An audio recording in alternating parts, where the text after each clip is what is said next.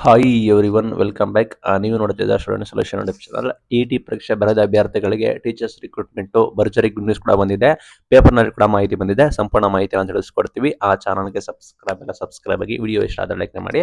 ಶಿಕ್ಷಕರ ನೇಮಕಾತಿಯಾಗಿ ರಾಜ್ಯದಲ್ಲಿ ದಶಕ ಕೂಡ ಕಳೆದಿದೆ. ಟಿ ಪರೀಕ್ಷೆಯಲ್ಲಿ ಬರೋಬ್ಬರಿ 4.47 ಲಕ್ಷ ಮಂದಿ ಕೂಡ ಎಲಿಜಿಬಲ್ ಕೂಡ ಆಗಿದ್ರು. ಕೇವಲ 28,000 ಮಂದಿ ಮಾತ್ರ ನೇಮಕಗೊಂಡಿದ್ದಾರೆ. ಮುಖ್ಯ ಶಿಕ್ಷಕರ ಬಡ್ತಿ ಕೂಡ ಆಗ್ತಾ ಇದೆ.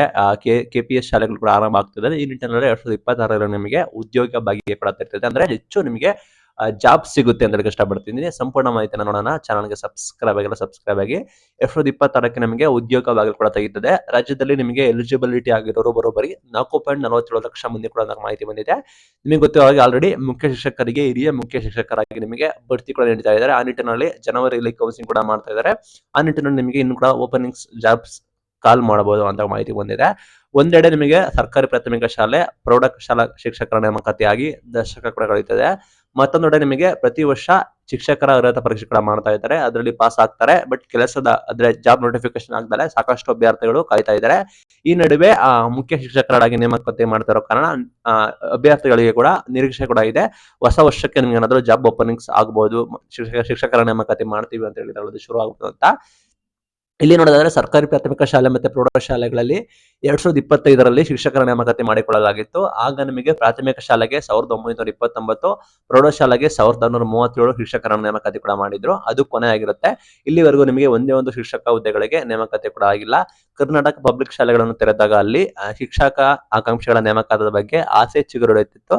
ಬಟ್ ಸರ್ಕಾರ ಅಲ್ಲಿ ಏನ್ ಮಾಡ್ತು ಅಂದ್ರೆ ಅತಿಥಿಗಳನ್ನ ಹಂಗೆ ಕಂಡು ಅತಿಥಿ ಶಿಕ್ಷಕರಾಗಿ ನೇಮಕಾತಿ ಮಾಡಿದ್ರು. ಆ ನಿಟ್ಟಿನಲ್ಲಿ ಸಮಸ್ಯೆ ಕೂಡ ಆಯಿತು. ಈ ನಡುವೆ ನಿಮಗೆ ಹಿರಿಯ ಪ್ರಾಥಮಿಕ ಶಾಲೆಗಳಿಗೆ ನಿರಂತರವಾಗಿ ನೇಮಕಾತಿ ನಡೆಯುತ್ತಿದ್ರು ಕೂಡ ಶಿಕ್ಷಕರ ಅರ್ಹತಾ ಪರೀಕ್ಷೆ ಟಿಇಟಿ ಪಾಸ್ ಆಗುವ ಅಭ್ಯರ್ಥಿಗಳ ಸಂಖ್ಯೆಯು ಕೂಡ ಸರ್ಕಾರ ನೇಮಕಾತಿ ಮಾಡೋ ಸಂಖ್ಯೆಯು ಕೂಡ ಸಾಕಷ್ಟು ಅಜಗಜಾಂತರ ವ್ಯತ್ಯಾಸ ಕೂಡ ಇದೆ. ಏನಕ್ಕೆ ಅಂದ್ರೆ ಹಿರಿಯ ಪ್ರಾಥಮಿಕ ಶಾಲೆ ಕಡೆಯದಾಗಿ 2023ರಲ್ಲಿ ಬರೋಬ್ಬರಿ 13,352 ಶಿಕ್ಷಕರನ್ನು ಸರ್ಕಾರ ನೇಮಕಾತಿ ಕೂಡ ಮಾಡಿತ್ತು. HSRT ಆಯ್ತಾ. ಬಳಿಕ 3 ಟಿಇಟಿ ಕೂಡ ನಡೆದಿದೆ. ಬರೋಬ್ಬರಿ 1,76,829 ಅಭ್ಯರ್ಥಿಗಳು ಶಿಕ್ಷಕರಾಗಿ ಅರ್ಹತೆ ಪಡೆದುಕೊಂಡು ಮನೆಯಲ್ಲಿ ಕುತ್ಕೊಂಡಿದ್ದಾರೆ. ಈ ರೀತಿ ಸಮಸ್ಯೆ ಕೂಡ ಆಗಿದೆ ಮಾಹಿತಿ ಬರ್ತಾ ಇದೆ. ಅಂಡ್ ಮೇನ್ ಥಿಂಗ್ ಏನಾಗಿದೆ ಅಂದ್ರೆ ಟಿಇಟಿ 2014ರಿಂದ ನಡೀತಿತ್ತು ಆಯ್ತಾ. ಅಲ್ಲಿ ಬಂದ್ಬಿಟ್ಟು ಅಂದಿನಿಂದ ಇಲ್ಲಿವರೆಗೂ ಕೂಡ ಶಿಕ್ಷಕ ಅರ್ಹತೆ ಪರೀಕ್ಷೆಯಲ್ಲಿ 4.47 ಲಕ್ಷ ಮಂದಿ ಕೂಡ ಪಾಸ್ ಆಗಿದ್ದಾರೆ. ಬಟ್ ಅಲ್ಲಿ ಜಾಯಿನ್ ಆಗಿರೋರು ನೇಮಕಾತಿ ಆಗಿರೋದು ಬರೋಬ್ಬರಿ ಕೇವಲ 28,000 ಶಿಕ್ಷಕರು ಅಷ್ಟೇ. ಎಲಿಜಿಬಲ್ ಪಡೆದವರ ಪೈಕಿ ನೇಮಕಾತಿ ಆಗಿರೋದು 10% ಅಷ್ಟೇ. 10% ಮಂದಿ ಮಾತ್ರ ಜಾಬ್ ಪಡ್ಕೊಂಡಿದ್ದಾರೆ.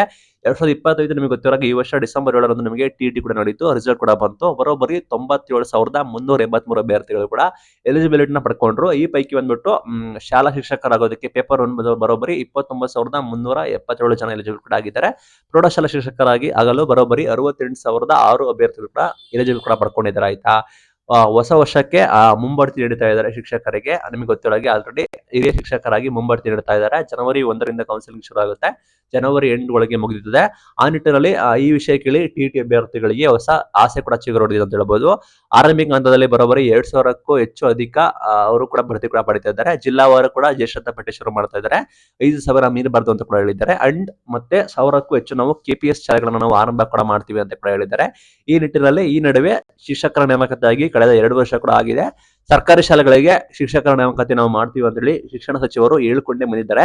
ಹೀಗಾಗಿ 2026ನಲ್ಲಿ ಆದ್ರೂ ಕೂಡ ನಮಗೆ ಉದ್ಯೋಗದ ಬಾಗಿಲು ತೆರೀತದೆ ಅಂತ ಹೇಳಿ ಟಿಇಟಿ ಅಭ್ಯರ್ಥಿಗಳು ಕೂಡ ಕಾಯ್ತಾ ಇದ್ದಾರೆ. ಸರ್ಕಾರ ಏನೋ ಯುವನಿಧಿ ಯೋಜನೆ ಕೊಡ್ತು. ಪ್ರತಿ ವರ್ಷ ಟಿಇಟಿ ಕೂಡ ಮಾಡ್ತಾ ಇದ್ದಾರೆ. ಇದ್ರ ಮೂಲಕ ಸ್ವಂತ ಲಕ್ಷಾಂತರ ನಿರುದ್ಯೋಗಿಗಳ ಸ್ಪರ್ಶನೆ ಕೂಡ ಮಾಡ್ತಾ ಇದ್ದಾರೆ ಅಂತ ಕೂಡ ಹೇಳ್ಬೋದು. ಒಮ್ಮೆ ಟಿಇಟಿ ಬರೀತು ಎಲಿಜಿಬಲ್ ಕೂಡ ಆಗ್ತಾರೆ. ಬಟ್ ಅವರು ಸರ್ಕಾರಿ ನೇಮಕಾತಿಗೆ ಕಾಯ್ತಾ ಇರ್ತಾರೆ. ಬೇರೆ ಕೆಲಸ ಹುಡ್ಕೋದಿಲ್ಲ. ಅನಿವಾರ್ಯತೆ ಇರೋ ಕಾರಣ ಅವರು ಖಾಸಗಿ ಶಾಲೆಗಳ ಬಾಗಿಲು ತಳ್ಳುತ್ತಾರೆ. ಹೀಗಾಗಿ ಖಾಸಗಿ ಸಂಸ್ಥೆಗಳಲ್ಲೂ ಕೂಡ ಕೆಲಸದ ಆಫರ್ ಕೂಡ ಕಡಿಮೆ ಕೂಡ ಆಗಿದೆ.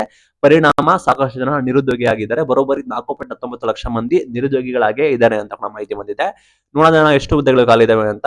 ಪ್ರಾಥಮಿಕ ಶಾಲೆಯಲ್ಲಿ ಬರೋಬ್ಬರಿ 1,88,531 ಒಟ್ಟು ಹುದ್ದೆಗಳಿದಾವೆ. ಅದರಲ್ಲಿ 49,729 ಹುದ್ದೆಗಳು ಖಾಲಿ ಇದಾವೆ. ಪ್ರೌಢಶಾಲೆಯಲ್ಲಿ 44,400 ಹುದ್ದೆಗಳು ಕೂಡ ಇದಾವೆ. ಅದರಲ್ಲಿ 11,796 ಹುದ್ದೆಗಳು ಕೂಡ ಇದಾವೆ. ಒಟ್ಟು 2,32,932 ಹುದ್ದೆಗಳು ಕೂಡ ಇದಾವೆ. ಅದರಲ್ಲಿ ಬರೋಬ್ಬರಿ 61,525 ಹುದ್ದೆಗಳು ಖಾಲಿ ಇದಾವೆ. ಪ್ರತಿ ವರ್ಷ ಟಿಇಟಿ ಕೂಡ ಬರೀತಾರೆ. ಕಳೆದ 8 ವರ್ಷದಿಂದ ಟಿಇಟಿ ಕೂಡ ಬರೀತಾ ಇದ್ದಾರೆ. ಬಟ್ 10 ವರ್ಷದಿಂದ ಸರ್ಕಾರ ಕರೆಕ್ಟ್ ಆಗಿ ನೇಮಕಾತಿ ಕೂಡ ಮಾಡಿಲ್ಲ. ಎಲಿಜಿಬಿಲಿಟಿ ಪಡೆದವರು ಕೂಡ ಕಾರಣ ಈಗ ಕರೆಯಬಹುದು, ಆಗ ಕರೆಯಬಹುದು, ನಾಳೆ ಕರೀತಾರೆ, ನಾಡ್ದು ಕರೀತಾರೆ ಅಂತ ಕಾಯ್ತಾ ಇದ್ದಾರೆ. ಬೇರೆ ಕೆಲಸಕ್ಕೆ ಎಲ್ಲೂ ಹೋಗ್ತಿಲ್ಲ. ಹೊಸ ವರ್ಷದಲ್ಲಿ ಈ ರೀತಿ ನಡೀತಾ ಇರೋದು, ಈ ರೀತಿ ಹೊಸ ಅಪ್ಡೇಟ್ ಕೂಡ ಬರ್ತಾ ಇರೋದು ಅಭ್ಯರ್ಥಿಗಳಿಗೆ ಖುಷಿ ತಂದಿದೆ. ಇದು ಇವತ್ತಿನ ಅಪ್ಡೇಟ್. ಇದೇ ರೀತಿ ಅಪ್ಡೇಟ್‌ಗಾಗಿ ನಮ್ಮನ್ನ ಫಾಲೋ ಮಾಡಿ. Thank you.